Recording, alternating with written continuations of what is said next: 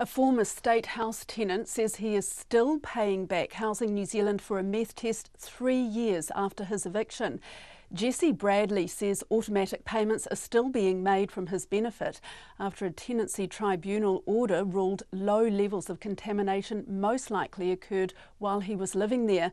But as Bridget Burke reports, the order also states Housing New Zealand was advised to test Mr Bradley's flat after he sought drug and alcohol treatment, raising questions about patient confidentiality.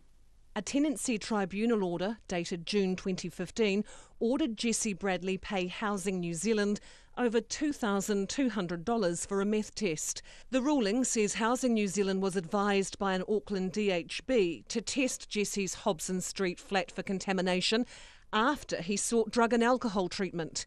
But Jesse says he didn't know this. He denies ever smoking meth there and says none of his friends did either. Maybe the people that lived there beforehand smoked methamphetamine. Maybe they just tested the walls after I moved out just to make a statement. Jesse was evicted in March 2015, but Housing New Zealand continued to take rent until May that year, resulting in an overpayment of almost $800.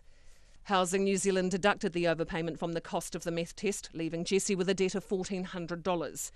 The meth test itself concluded while his flat was contaminated, there was no need for any remediation or retesting of the property afterwards. Jesse says nobody told him at the time he would be financially liable for the positive meth test. I had to find out by myself because I tried to buy something on a hire purchase, but they said my credit rating is bad. And I go, why? And they said, because you are a massive debt to Housing New Zealand. And I was like, oh, okay. And then I wasn't like, oh, okay. I was like, hey, this really sucks. Why have they done this to me? Jesse says it was upsetting for him to learn last week there were no health risks from meth smoking residue.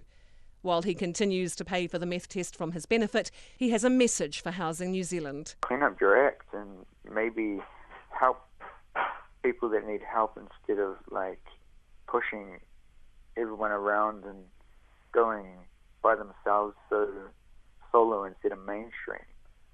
And like stop being so secretive and actually come out and open up about what's really going on instead of being like a privatized company, I guess. That's what I call them, a company. Jesse sought treatment for his addiction from the Waitemata DHB. In a statement, the DHB says it's not the practice of the Community Alcohol and Drug Service to share confidential patient medical information with Housing New Zealand. So what does Housing New Zealand have to say? How did it know to test Jesse's flat for meth in the first place? And why does the Tenancy Tribunal ruling say it was informed by the DHB? It has refused to comment. And the Ministry of Justice's acting group manager for courts and tribunals, Richard Williams, says it does not comment on judicial decisions or the evidence provided to judicial officers in hearings. For Checkpoint, Bridget Burke.